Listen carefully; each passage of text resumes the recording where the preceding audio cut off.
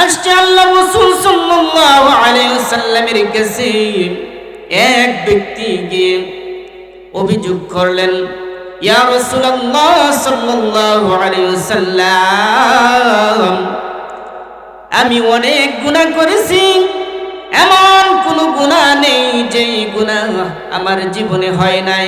সব গুনাহই করেছি, মদ খেয়েছি, গাঁজা খেয়েছি এবং জিনা করেছি, অন্যায় অপরাধ করেছি। এমন চোখের জিনা, হাতের জিনা, পায়ের জিনা, এমন কোন গুনাহ নেই যে গুনাহ আমার জীবনে হয় না। এমন গুনাহ নেই যে জীবনে আমার হয় নাই, সমস্ত গুনাহ করেছি। কিন্তু আল্লাহর রাসূল সাল্লাল্লাহু আলাইহি ওয়াসাল্লামের কাছে এই ব্যক্তি গিয়ে বললেন, ইয়া রাসূলুল্লাহ সাল্লাল্লাহু আলাইহি ওয়াসাল্লাম, আপনি যদি বলেন গুনাহ ছাড়তে, আমি একটি গুনাহ ছাড়তে অভ্যস্ত হব, কিন্তু এতগুলি গুনাহ একসাথে আমার পক্ষে ছাড়া সম্ভব নয়। আল্লাহ রাসূল সাল্লাল্লাহু আলাইহি ওয়াসাল্লাম ওই ব্যক্তিকে বলে দিলেন, ঠিক আছে, তুমি একটি গুনাহ ছেড়ে দিও, একটি গুনাহ ছেড়ে দিও। সেই গুনাহটা হচ্ছে, তুমি জীবনে কোনোদিন মিথ্যা কথা বলবে না, আমার কাছে ওয়াদা করো। ওই ব্যক্তি সে বলল, একটা গুনাহ আল্লাহর রাসূল ছাড়ার কথা বলছে, একটা গুনাহ যদি ছেড়ে দেই, এটা আর কেমন, এটা কঠিন হবে না, এটা তো সহজেই মিথ্যা কথা বলা ছেড়ে দিলে আল্লাহর রাসূল সাল্লাল্লাহু আলাইহি ওয়াসাল্লাম আমার প্রতি খুশি হয়ে যাবেন। মিথ্যা কথা বলা ছেড়ে দিব, আজকে থেকে আল্লাহর রাসূলের সাথে ওয়াদা করলাম, ইয়া আল্লাহর রাসূল সাল্লাল্লাহু আলাইহি ওয়াসাল্লাম, আমি ওয়াদা করলাম জীবনে আর কোনোদিন মিথ্যা কথা বলবো না। আল্লাহর রাসূল সাল্লাল্লাহু আলাইহি ওয়াসাল্লামের কাছে ওই ব্যক্তি ওয়াদা করলেন যে, ইয়া রাসূল সাল্লাল্লাহু আলাইহি ওয়াসাল্লাম, আমি আজকে থেকে তওবা করলাম, জীবনে আর কোনোদিন মিথ্যা কথা বলবো না। তারপরে ওই ব্যক্তি আনন্দের সহিত বাড়িতে চলে গেল যে সে আর কোনোদিন জীবনে মিথ্যা কথা বলবে না। আল্লাহর রাসূল সাল্লাল্লাহু আলাইহি ওয়াসাল্লামের কথার সাথে ওয়াদা করলেন যে জীবনে মিথ্যা কথা বলবে না। যখন বাড়িতে গেল, তার বাড়ির মধ্যে অনেকগুলি মদের বোতল রাখা ছিল। সে মদ নেশা করত। অনেকগুলো বোতল, মদের বোতল, একটা বোতল নিয়ে তার গ্লাসের মধ্যে মদ দিলে, মদ ডালার পরে যখনই মুখে দিবে তখনই তার স্মরণ হয়ে গেল, আমি না আল্লাহর রাসূলের নিকট ওয়াদা করেছি জীবনে আর কোনোদিন মিথ্যা কথা বলবো না।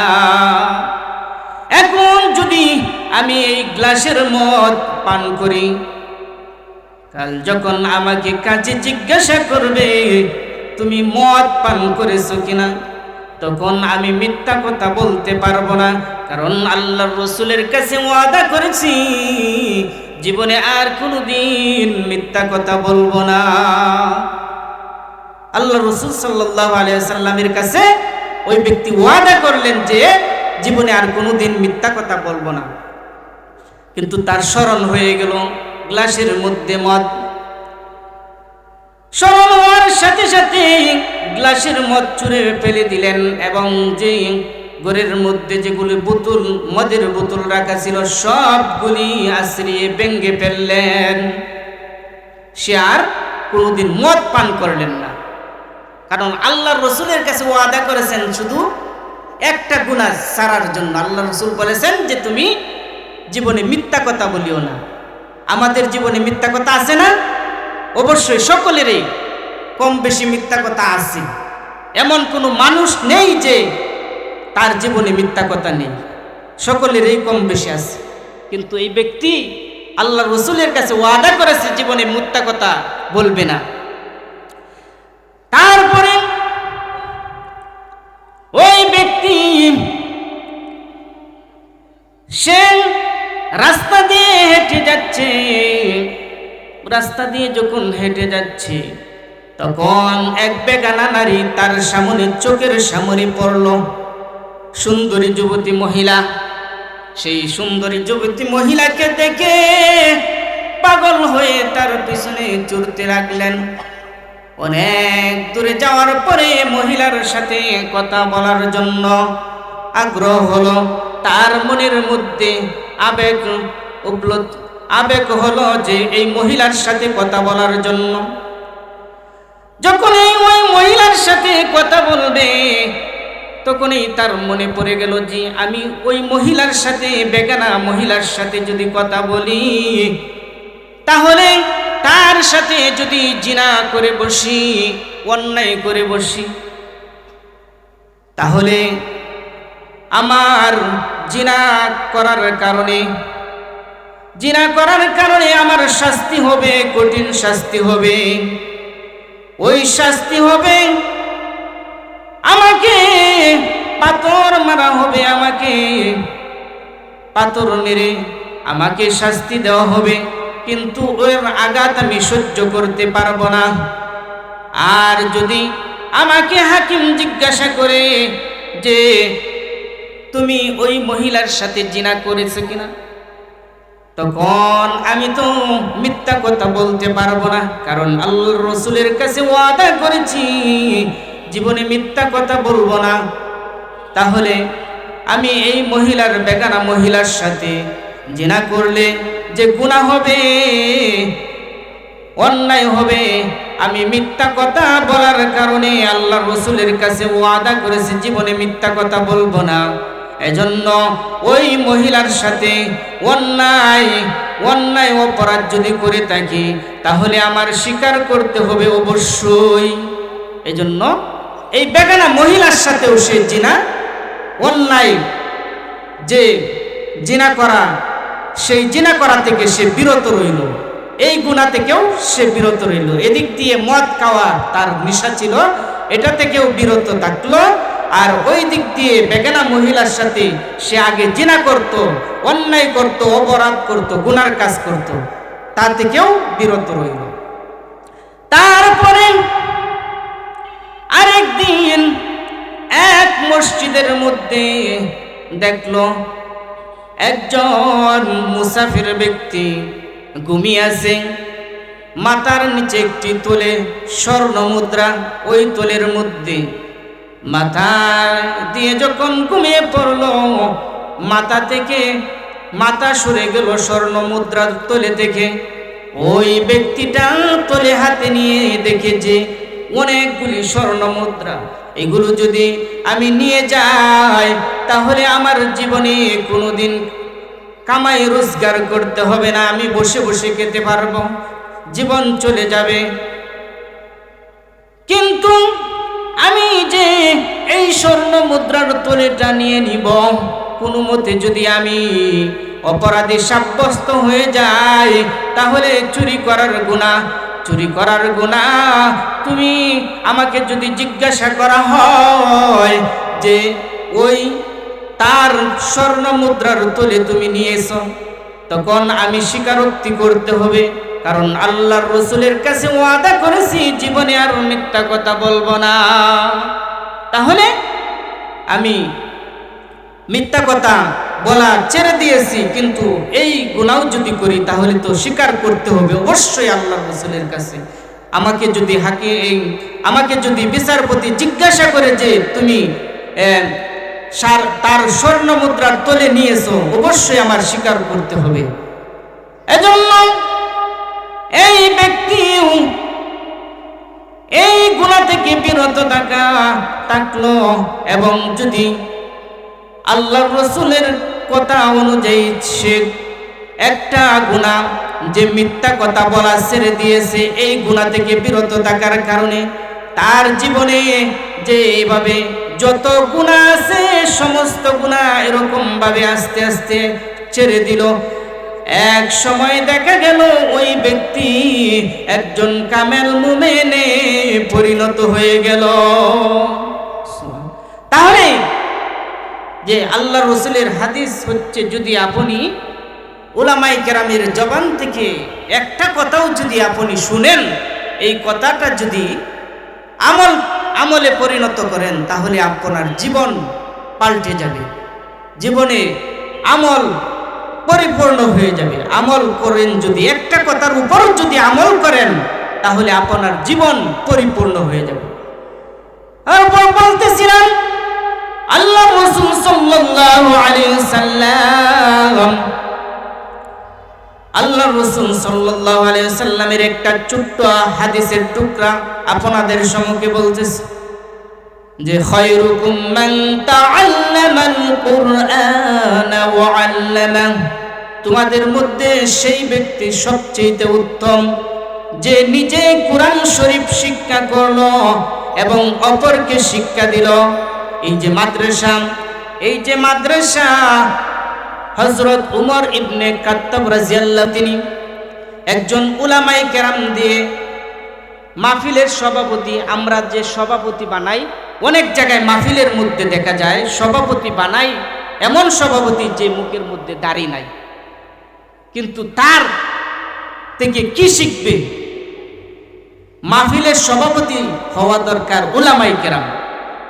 উলামায়ে কেরাম যদি আমাদের উত্তরবঙ্গে, আমাদের নান্দাইল, ময়মনসিংহ নান্দাইল তান আমার বাড়ি, ওইদিকে যত জায়গায় মাহফিল হয় দেখা যায় উলামায়ে কেরামদেরকে সভাপতি নিযুক্ত করা হয়। আর এদিক দিয়ে গাজীপুর অনেক জায়গায়, বিভিন্ন জায়গায় প্রোগ্রামের মধ্যে দেখা যায় উলামায়ে কেরামকে সভাপতি বানায় না। উলামায়ে কেরাম তো টাকা পয়সা দিবে না, কিন্তু মাহফিলের সভাপতি এমন লোকদেরকে বানায় যার মুখে দাড়ি নাই, যার মুখে সুন্নতি লেবাস নাই, তাদেরকে বানানো হয়। কিন্তু একজন মাহফিলের সভাপতি এমন হওয়া দরকার যার মুখে সুন্নতি লেবাস এবং পোশাক, তাদেরকে বানানো দরকার। আজকের মাহফিলের যিনি এই মাদ্রাসার পরিচালক এবং মুহতামিম হযরত মাওলানা সাজিদুর রহমান সাদি ভাই, উনি অনেক পরিচিত। উনি বিভিন্ন জায়গায় প্রোগ্রাম করেন, বিভিন্ন জায়গায় মাহফিলে তিনি প্রধান বক্তা হিসেবেও যান।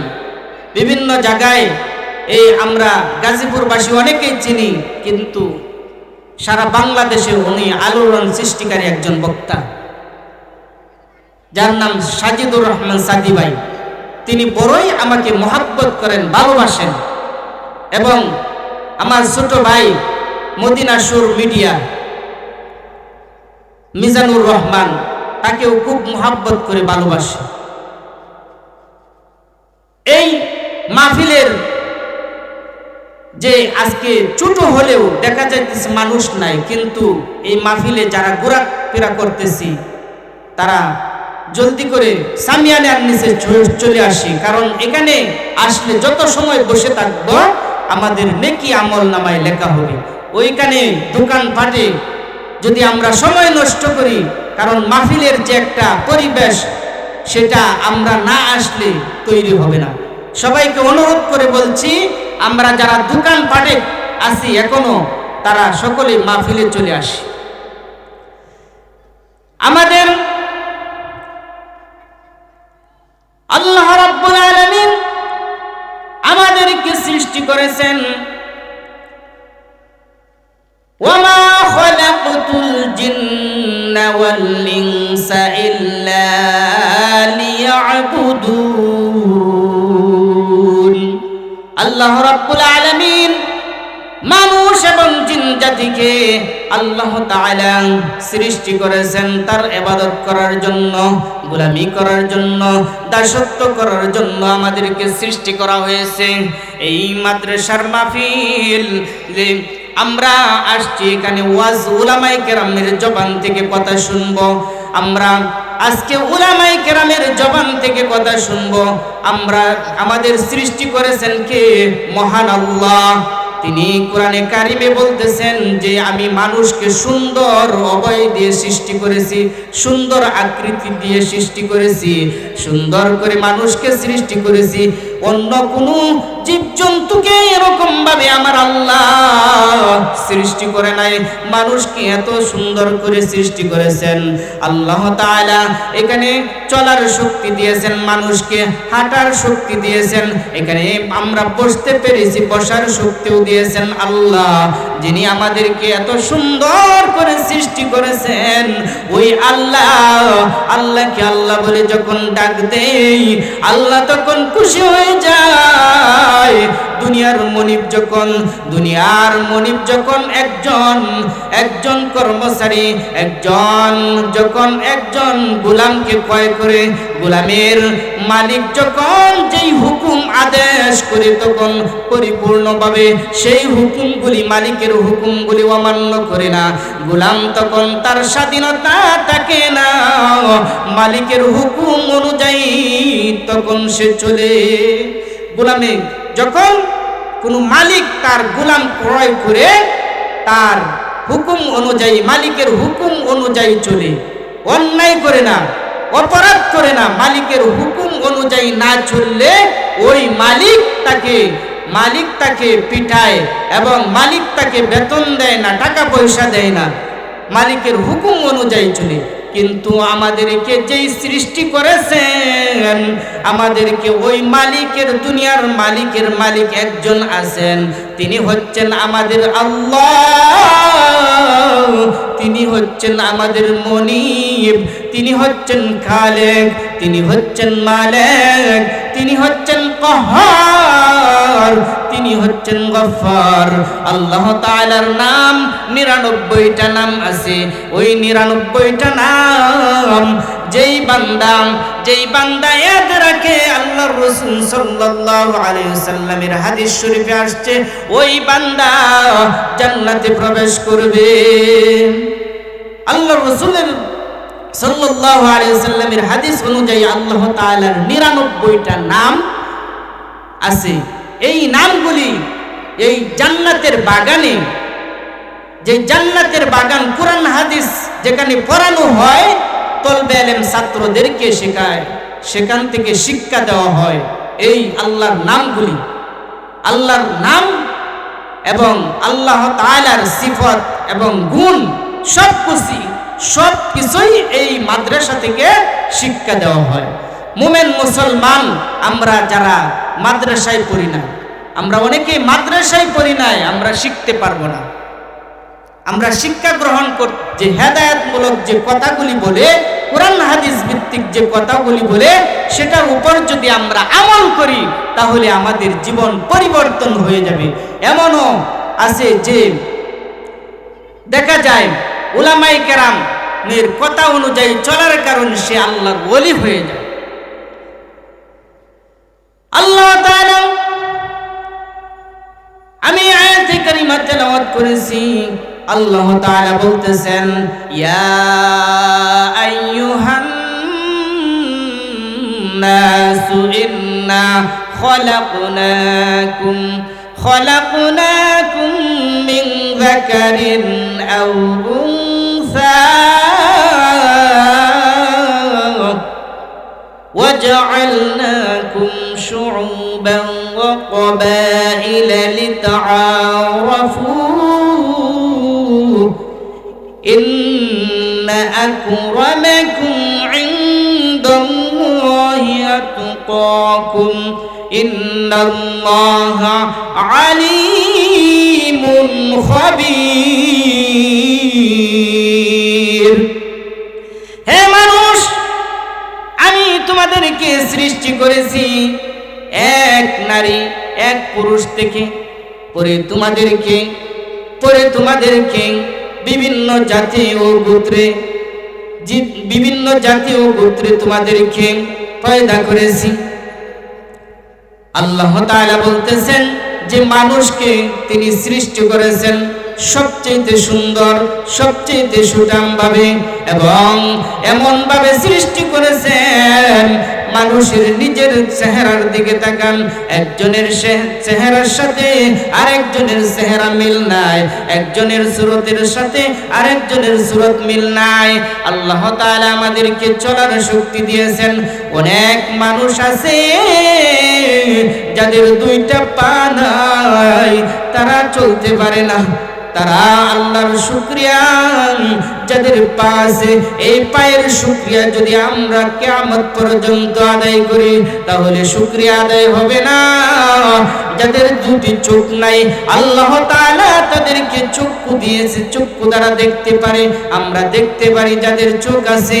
কিন্তু অনেক মানুষ আছে যার চক্ষু নাই। এই দুইটা চোখ একটা নিয়ামত, এই দুইটা চোখ একটা নিয়ামত।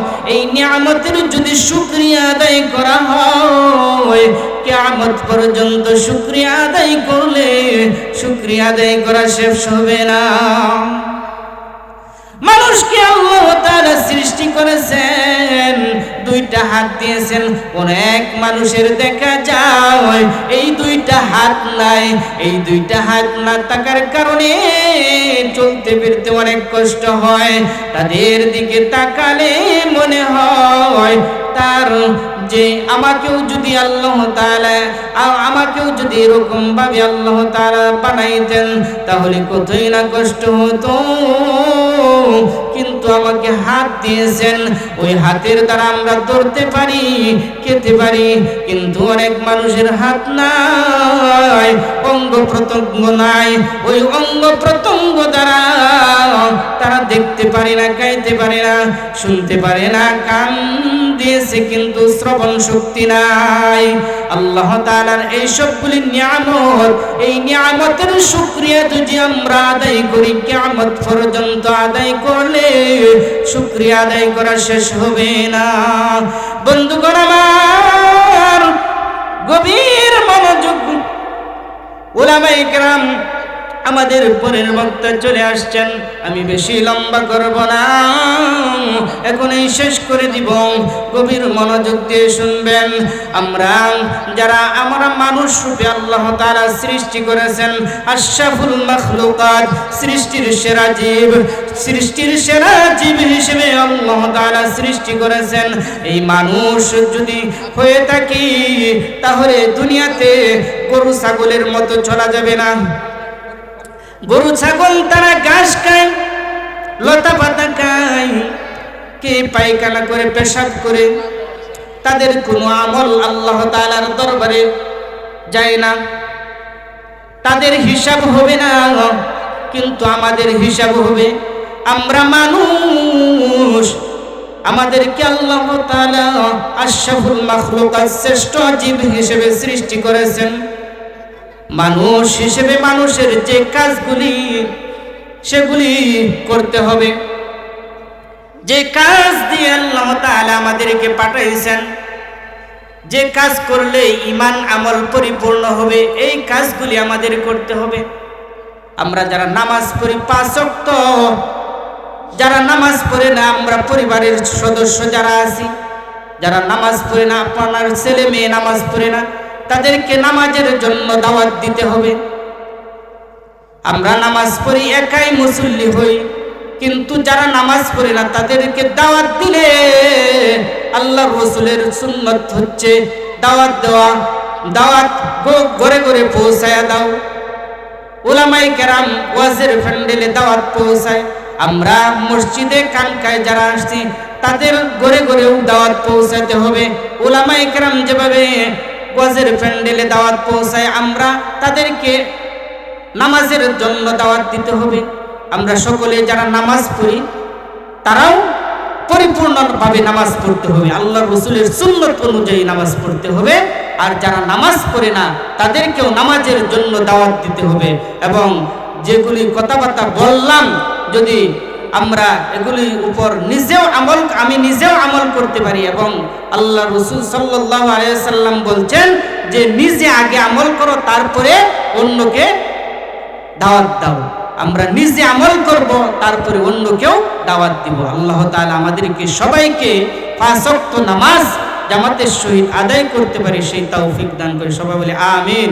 ওয়া আখিরু দাওয়ানা আলহামদুলিল্লাহি রাব্বিল আলামিন।